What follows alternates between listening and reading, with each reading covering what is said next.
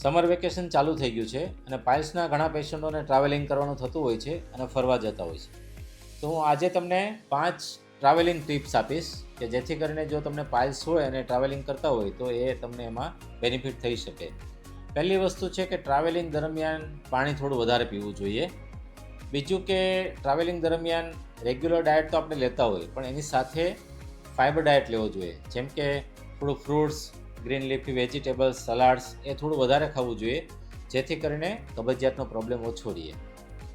હોટલનું spicy અને ખૂબ જ મસાલાવાળો ખોરાક ખૂબ જ ઓછો અથવા તો ના લેવો જોઈએ.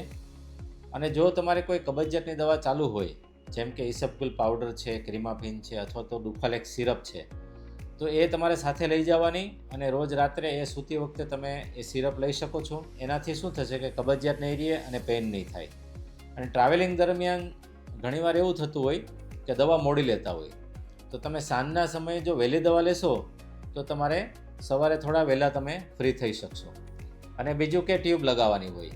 લિગ્નોકેન જેલી તમે લઈને જઈ શકો સાથે અથવા તો એનોબ્લિસ છે, ઝાયલોકેન NF છે. આ બધી જે ટ્યુબ છે એ ફિશર માટેની ટ્યુબ હોય છે અને એ અમે પેશન્ટને ટોયલેટ જતાં પહેલાં અને ટોયલેટ ગયા પછી લગાવવાનું કહીએ છીએ.